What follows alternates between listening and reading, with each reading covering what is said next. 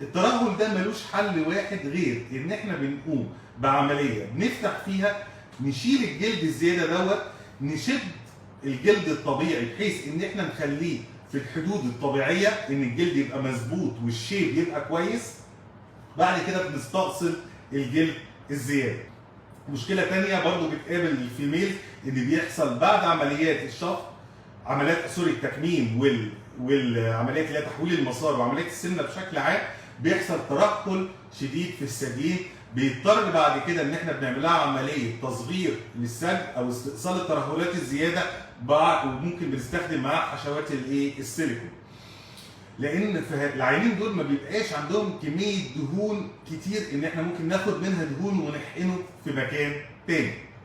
يبقى احنا بنتكلم عن عمليات الترهلات، عمليات شد الترهلات واستئصال الجلد الزايد.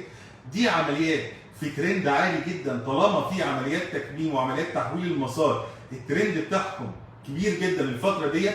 فبعد الفتره من العمليه هيضطر المريض حتما ان هو يعمل عمليه يقوم فيها باصلاح الجلد ويشد فيها الترهلات اللي بتحصل عنده بعد عمليات التكميم.